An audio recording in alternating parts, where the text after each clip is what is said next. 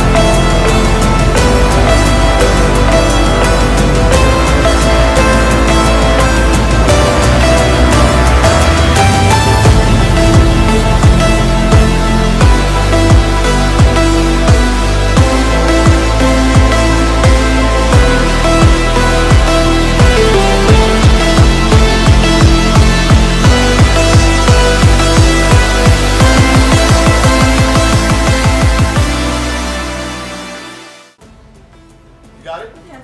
Come on, just switch. Jesus. One more. Just one more subscriber. And we hit 100,000 for the Flesh Fitness channel. I'm not even proud. I'm trying to hold it in. I mean, it's 2 years and a half. Like, it's hard work. It's crazy. My arms. Come on. Just hanging in. Oh, finally, yes. Oh my God. 100,000 subscribers. Thank you to everybody.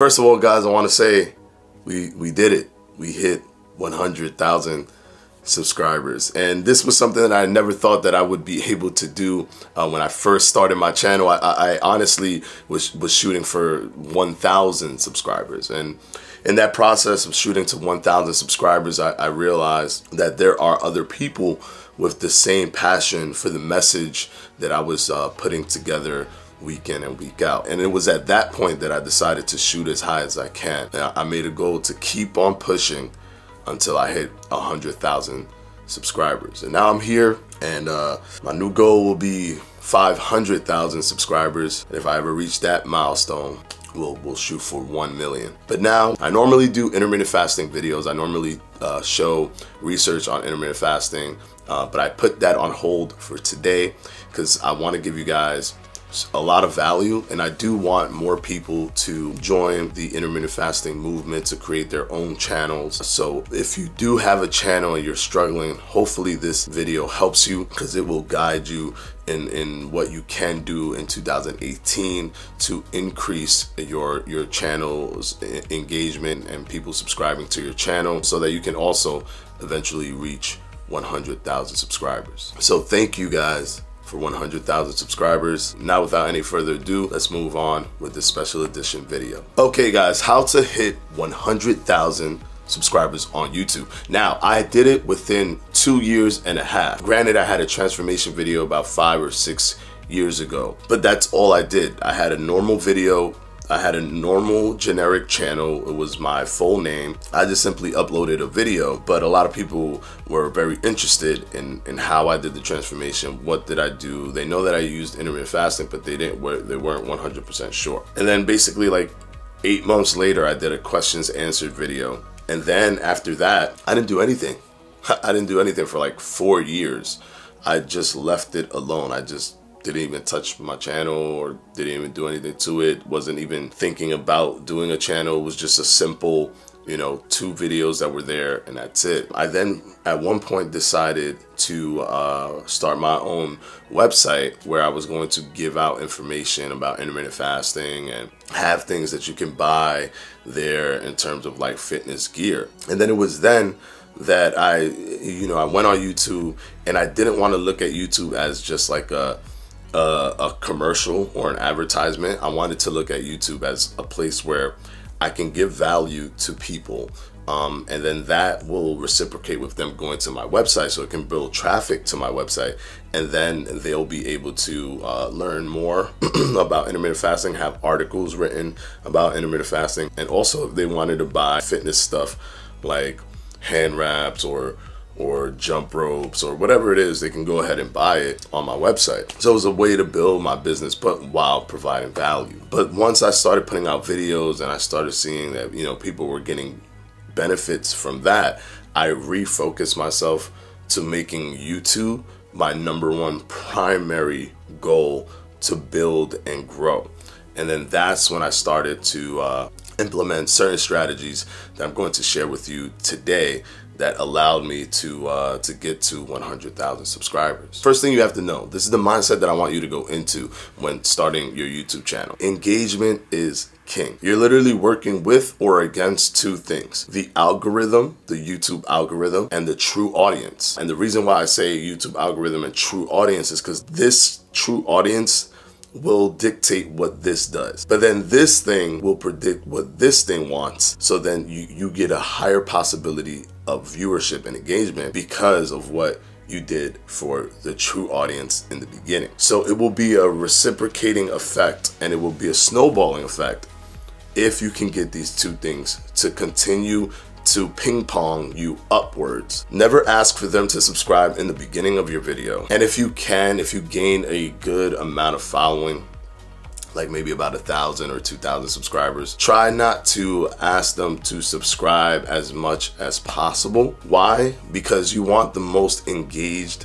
audience member possible. Another thing that I would recommend not doing is never ask friends or family to subscribe. As a matter of fact, for my first 2,000 or about 3,000, actually no, for my first 5,000 subscribers, my friends, my parents, no one even knew that I had a YouTube channel. It wasn't because I didn't want them to know. I mean, if they asked me, I would have said, yeah, I have a YouTube channel. The reason why I didn't want them to know, or the reason why I didn't want them to subscribe, is because in the infancy of my channel, I didn't want subscribers who weren't going to be watching your videos. And here's the thing, friends and family are going to be supportive. They will subscribe. And if they know that you have a channel, they'll subscribe. Your parents, of course, they'll subscribe. And your friends, depending on what type of friends you have, more or less they'll subscribe to help you out. But they're subscribing because of you and because they're your friends and family, not because they care so much about the content. So they're not really gonna come back to watch the content. They're gonna probably watch a few videos out of curiosity of seeing how you are, what you're doing specifically on YouTube, how you're presenting yourself on YouTube. But after that fades, they're not really going to come back to your channel. So if all of the beginning of your subscribers are that type of engagement, it's going to mess with the algorithm, because it's going to look at your true audience and it's going to say, well, he has all these people subscribing, but none of them care to watch his stuff. So it will then recommend you less, because it's noticing that there's no growth there, or there's no engagement there. So you're not putting out interesting, it's a computer. It can't see your content and say, wow, this is a really interesting topic that he's talking about. It just knows he put out a video. Of the 100 subscribers he has, only 10 watched the video. This is telling me that people do not want to engage with his content. Thus, we will recommend him less because he's not growing. So ask at the end. The reason you want to ask at the end is because the people that are all the way there at the end are people that really were able to stay with your video. They will be more likely to come back again. And then only truly want people who only met you through that video to subscribe, because they don't know you at all. They have no ulterior motives for subscribing to you other than the fact that they appreciated your content and would like to see more. That will then give you more true audience viewership. The algorithm will take you from level 1 recommendation to level 2 recommendation. Now, I'm making these terms up in terms of level 1, level 2, but that's what it really is, because if you look at your analytics, the recommendation will tell you, oh, you've been recommended to 10,000 people. And then you get to a certain point where it's like, okay, now you've been recommended to 100,000 people. And then you keep on growing and growing and growing from there. And it's all based on how many people continue to watch your videos and engage with you. So remember, you want true audience members. And you know, once you get big, if your family wants to subscribe, let them subscribe, but don't let it be the bulk of the beginning of your channel growth, because they will fade, because they're not there for the content, they're just there to support you. So they're not gonna have time when they have to do other things and they're not even thinking about watching it anymore. The next thing you wanna do is you want to find a niche. And the reason you wanna find a niche is because there are 2 billion users on YouTube alone. YouTube is the second biggest search engine in the world behind Google. Let that sink in. Inside of YouTube, when you're searching something, you're actually searching something within a platform that is the second biggest in the world in terms of searching for something, behind Google.com, which also owns YouTube. So basically, there are a lot of people on YouTube and you have to stick out. And by sticking out, you have that one opportunity to stick out when someone watches your video for the first time. That person, that true audience member, will determine if what you're bringing to the table is valuable enough for him to subscribe. Now, taking my channel, for example, now you have to be able to do what you do in your different way. You have to figure that out. You have to figure that creative angle out. But if you look at my channel, one thing that I noticed when I first started my channel was that there were a bunch of fitness channels. I was not the only one at all. However, there was people that wanted to know about intermittent fasting, and that's something that I really enjoyed. But I noticed that every single fitness channel just dabbled in intermittent fasting information. They would simply just talk about it on one video, and then 20 videos later, they might say something about it again or update you again on it or do a full day of eating while intermittent fasting twist to it. But if you cared about intermittent fasting, you wanted more information, you really couldn't get it from them. You could just hope that they'll eventually put out another intermittent fasting video. So what I said was, okay, so I'm going to be